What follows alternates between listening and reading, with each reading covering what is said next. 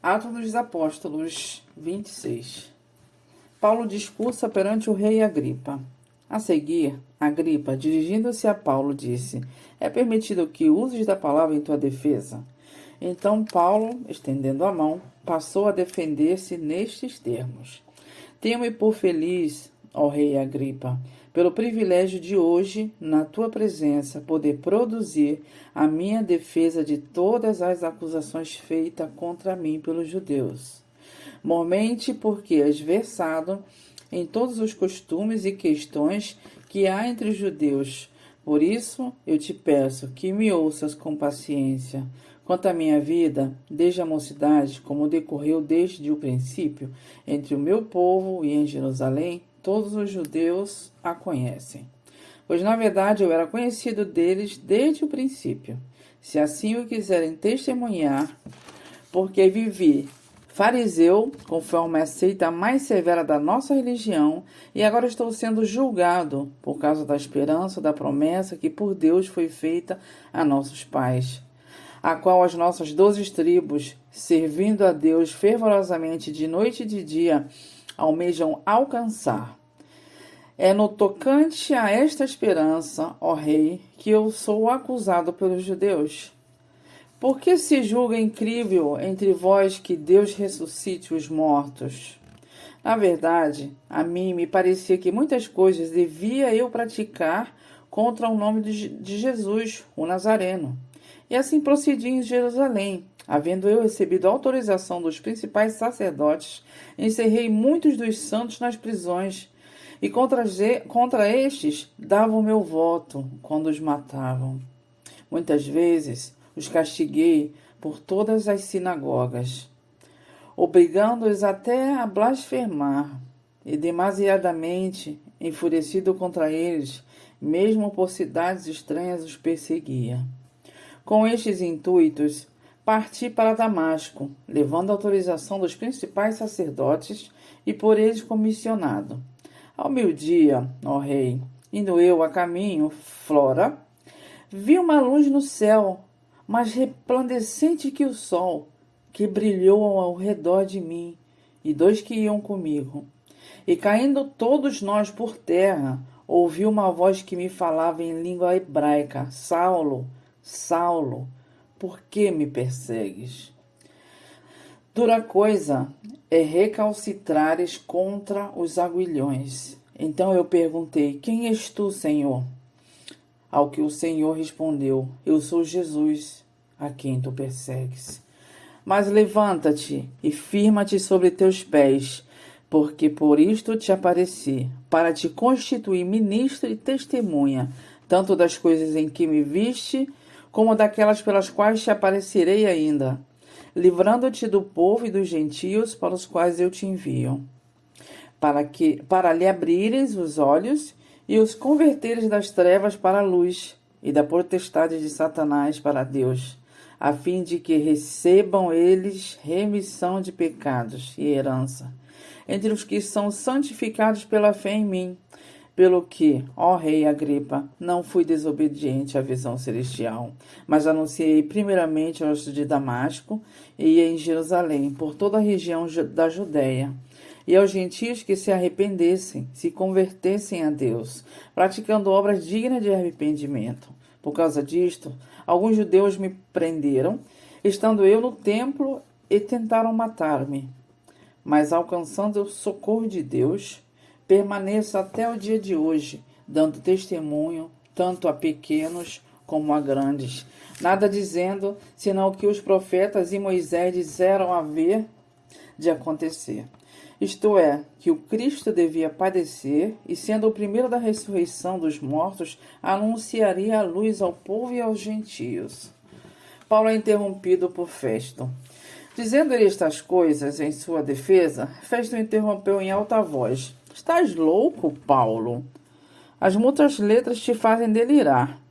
Paulo, porém, respondeu: Não estou louco, ó excelentíssimo Festo. Pelo contrário, digo palavras de verdade e de bom senso, porque tudo isto é de conhecimento do rei, a quem me dirijo com franqueza, pois estou persuadido de que nenhuma dessas coisas lhe é oculta, porquanto nada se passou em algum lugar escondido. Acreditas, ó rei Agripa, nos profetas? Bem sei que acreditas. Então Agripa se dirigiu a Paulo e disse: Por pouco me persuades a me fazer cristão. Paulo respondeu: Assim Deus permitisse que, por pouco ou por muito, não apenas tu, ó rei, porém todos os que hoje me ouvem se tornassem tais qual eu sou, exceto estas cadeias. Paulo teria sido solto se não tivesse apelado para César. A essa altura, levantou-se o rei e também o governador e Berenice, bem com os que estavam assentados com eles. E, havendo-se retirado, falavam uns com os outros, dizendo: Este homem nada tem feito passível de morte ou de prisão. Então Agripa se dirigiu a Festo e disse: Este homem bem podia ser solto, se não tivesse apelado para César. 27. Paulo é enviado para a Itália. Quando foi decidido que navegássemos para a Itália, entregaram Paulo e alguns outros presos a um centurião chamado Júlio, da corte imperial. Embarcando num navio adramitino que estava de partida para costear a Ásia, fizemo-nos ao mar, indo conosco Aristarco, macedônio de Tessalônica. No dia seguinte, chegamos a Sidom, e Júlio, tratando Paulo com humanidade, permitiu-lhe ir ver os amigos e obter assistência.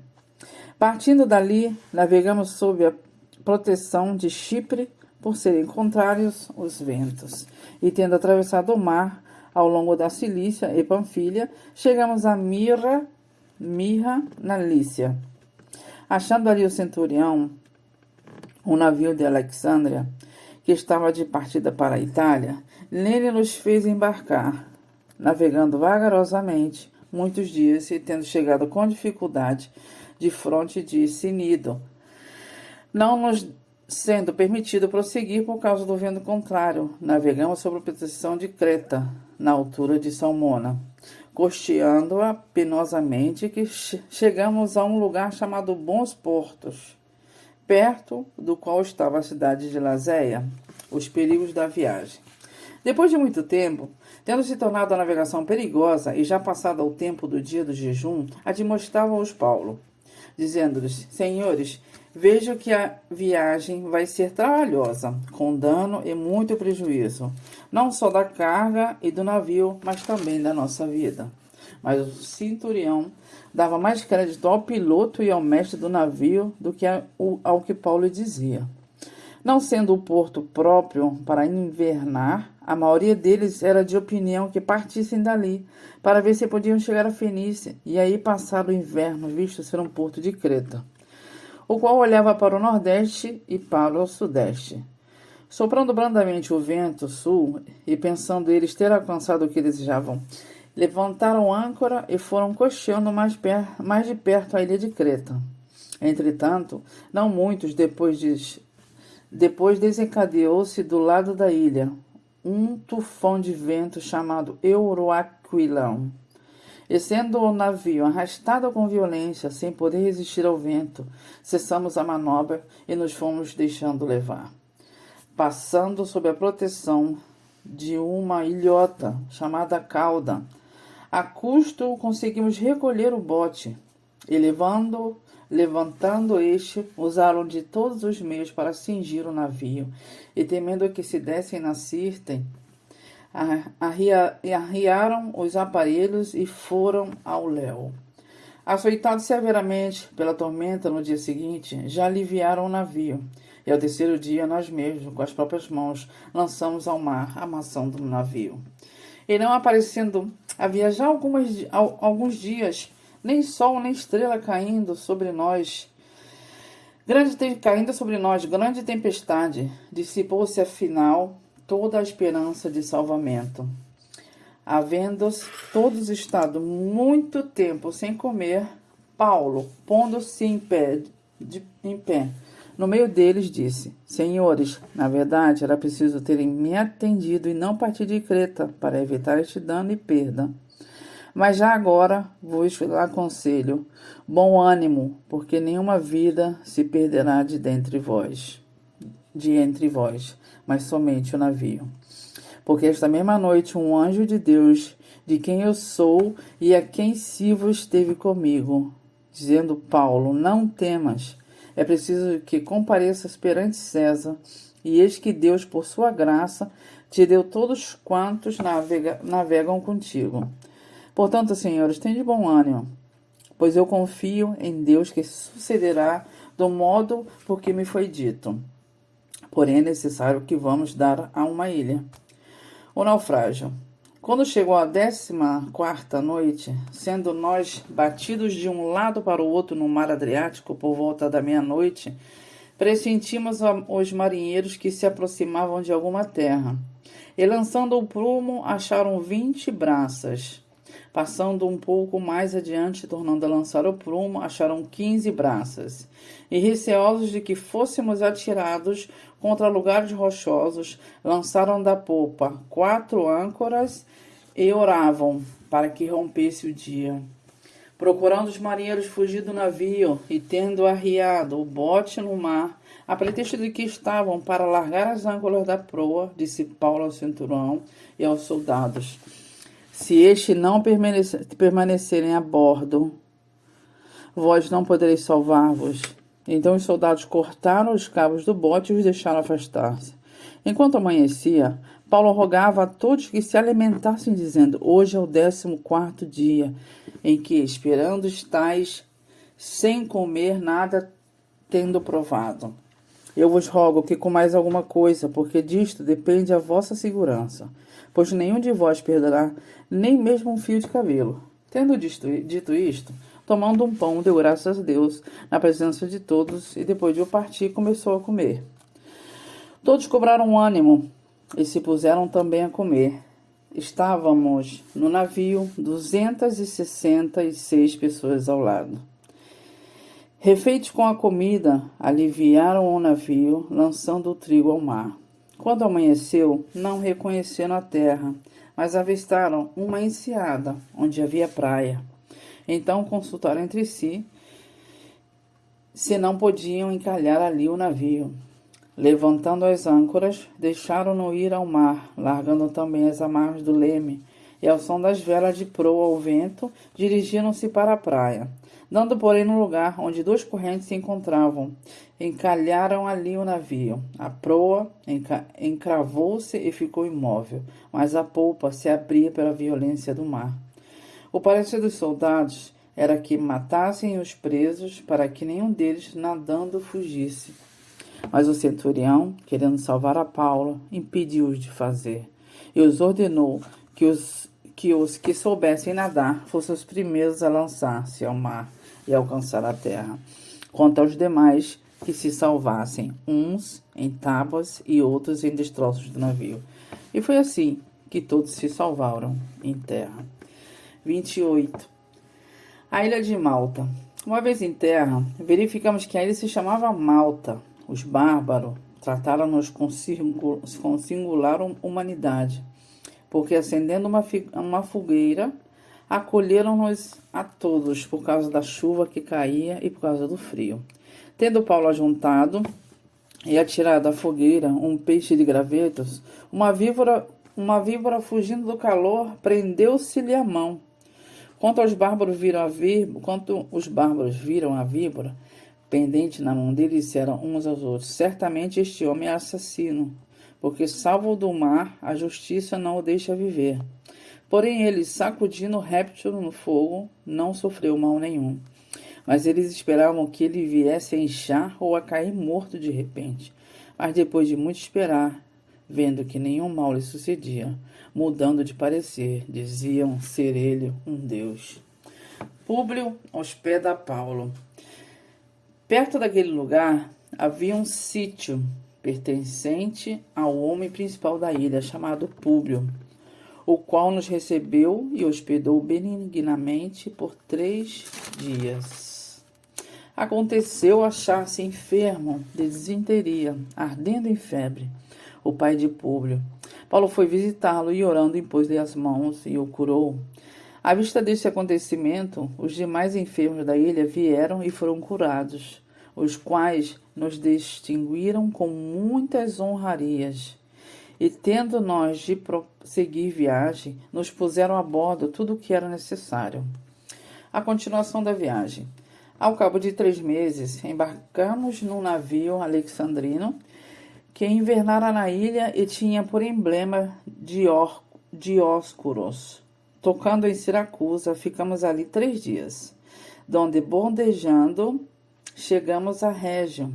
No dia seguinte, tendo soprado o vento sul, em 2 dias chegamos a Puteoli, onde achamos alguns irmãos que nos rogaram ficássemos com eles 7 dias, e foi assim que nos dirigimos a Roma. Tendo ali os irmãos ouvido notícias nossas, vieram ao nosso encontro até a praça de Ápio e as 3 vendas. Vendo-os Paulo e dando por isso, graças a Deus, sentiu-se mais animado.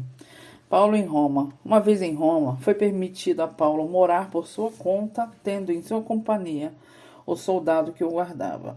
3 dias depois, ele convocou os principais dos judeus e, quando se reuniram, lhes disse: varões e irmãos, nada havendo feito contra o povo ou contra os costumes paternos, contudo, vim preso desde Jerusalém, entregue nas mãos dos romanos, os quais, havendo-me interrogado, quiseram-me soltar-me sob a preliminar de não haver em mim nenhum crime passível de morte.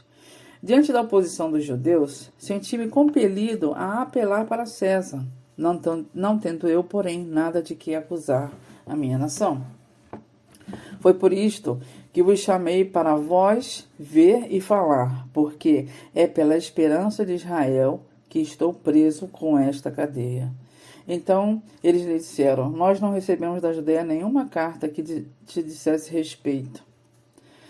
Também não veio qualquer dos irmãos que nos anunciasse ou dissesse de ti mal algum.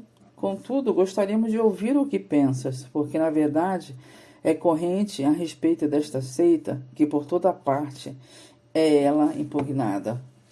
Paulo prega em Roma. Havendo-lhes ele marcado um dia, vieram em grande número ao encontro de Paulo, na sua própria residência. Então, desde a manhã até a tarde, lhe fez uma exposição, um testemunho do reino de Deus, procurando persuadi-lo a respeito de Jesus, tanto pela lei de Moisés como pelos profetas. Houve alguns que ficaram persuadidos pelo que ele dizia. Outros, porém, continuaram incrédulos, e, havendo discordância entre eles, despediram-se, dizendo: Paulo, estas palavras: bem falou o Espírito Santo a vossos pais por intermédio do profeta Isaías, quando disse: vai a este povo e dize-lhe: de ouvido ouvireis e não entendereis, vendo vereis e não percebereis. Porquanto o coração deste povo se tornou endurecido, com os ouvidos ouviram tardiamente e fecharam os olhos, para que jamais vejam com os olhos, nem ouçam com os ouvidos, para que não entendam com o coração, e se convertam, e por mim sejam curados. Tomai, pois, conhecimento de que esta salvação de Deus foi enviada aos gentios, e eles a ouvirão. Ditas estas palavras, partiram os judeus, tendo entre si grande contenda. Paulo, prisioneiro durante 2 anos. Por 2 anos permaneceu Paulo na sua própria casa, que alugara, onde recebia todos que os procuravam, pregando o reino de Deus e com toda a intrepidez, sem impedimento. Alguns ensinavam as coisas referentes ao Senhor Jesus Cristo.